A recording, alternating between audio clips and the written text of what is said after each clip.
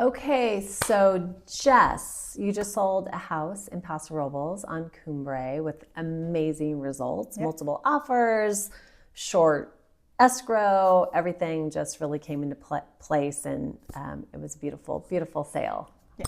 Yay. Very exciting. Along the way, you met a lot of buyers that came through the house, including the one that ultimately purchased the house. Yes. And they asked you a lot of questions about just living in Paso Robles, and because you have only been here a few years. Correct. And that makes you different than the other agents, because the other agents have been here 30 years. They don't think about what they've always known, right? But because you've experienced it and you've lived through it, you have a lot of advice or things to share with buyers that are actually moving in themselves also. Yeah.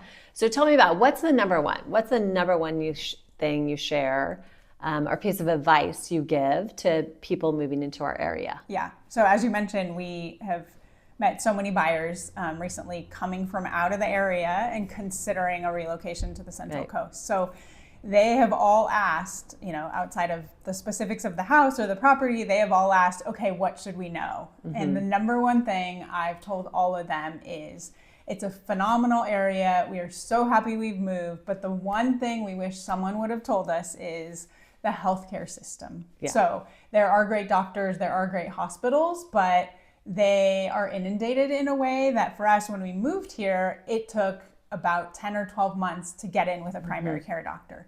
And no one shared that with us. And although you would think, oh, wait, what does that have to do with real estate? And why is my real estate agent bringing it up? For us, it's about lifestyle and ensuring that people are knowing everything in the area. And that was one thing that personally I was frustrated by because I learned the hard way. So when we relocated here for basic things, I was going to the emergency room or kind of being tossed around. Right. And which emergency room makes a difference too. That's important. Yes, exactly. Yeah. And ultimately getting in with a primary care, day one that you move here, that should be top on the priority list is getting your name in. It takes, 10 to 12 months to get in and be seen. So keep your doctors. If you're from Northern California, Southern California, keep those doctors as you relocate. And if something comes up, maybe you'll have to travel a little back to those doctors, but they're trusted resources, and then you won't feel kind of bounced around or uncertain as you establish care in the area. So that was huge.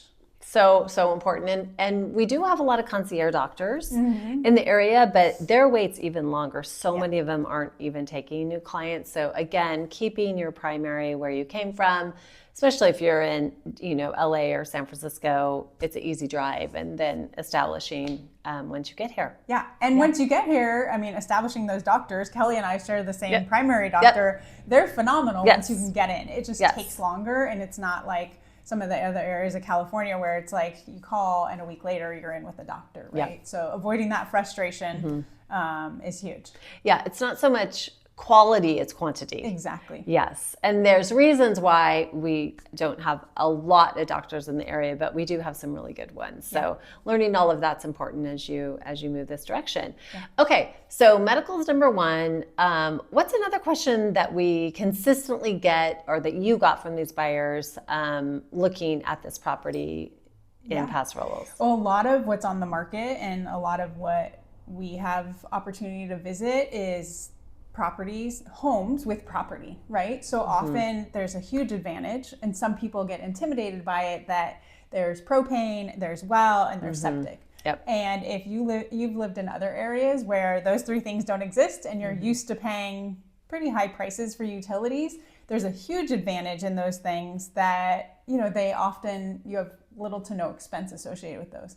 But there's the intimidation factor. And so that is another question that we frequently get and became a really great topic of discussion. The huge benefit is little to no utility cost. So your monthly outlay, you're not paying significant. Before we moved here, I was paying thousands of dollars in utility bills. So you don't have that. Water, you obviously have to maintain the well if something comes up, but on a monthly basis, you don't have that expense. Propane, you have to pay to fill it. A typical house probably fills it twice a year. Maybe it's a few $1,000s, that's going to depend on the usage. But ultimately, you're not paying PG&E, right? So that's a huge savings. And then even septic, not having additional expense. You certainly have to maintain it if something comes up, but don't be intimidated. Like the concept of not having significant utility bills is real. Yes. And it's a huge benefit. And don't be intimidated. There's phenomenal vendors that we can share that are great resources for us. If something comes up with one of those three things, it's a quick call. They're out there, addressing it. So it's absolutely nothing to be intimidated by. Yeah, and multiple people on our team have septic, have propane. And interesting about the property that you just sold, because it had solar, owned solar. Correct. And the solar basically paid the electrical bill, and then also you do need electricity to run your well. Yeah. And so the electricity that ran the well was getting paid by the solar, so it was really a pretty sweet deal. And the important thing is, though, when you're buying a property these properties aren't even rural. They just have well and septic, that you get them inspected, because if there is something going wrong with them, they can be expensive to repair. Yeah. Okay, so medical, well, septic, and propane. What's another question you get, or something else that you think is super important for people moving to the area and to understand? Yeah, this is less of a question that comes up because I think people don't know what they don't know. Yeah. But really something we like to always share is the concept of city or North County, South County. There's not different weather climates in each of those north and south regions. There's microclimates based on, a mile Everywhere. apart. Yeah. Yes. So there's so many different microclimates here that I think one of the most important things is sharing. If you're looking to move into the area and you have a deal killer, like too much sun or don't like wind or don't like shade, like be very vocal about that. Yes. Because from one neighborhood to the other, it can shift drastically. And so knowing what you want, or more importantly, what you don't want, to avoid some of those areas, you're going to see houses, but you're going to see them at a certain time of day. You're not coming back, morning, noon, and night, multiple days in a row. So just being very open about what you're looking for, because it's not, in this entire, 30-mile radius, it's always this temperature and this climate. There's so many microclimates. So that's a huge, was a lesson learned for us too, because no one had shared it. Yeah, and the microclimates really are highly dependent on the coastal influence. So there's just one ridge of mountains keeping us from the ocean, right?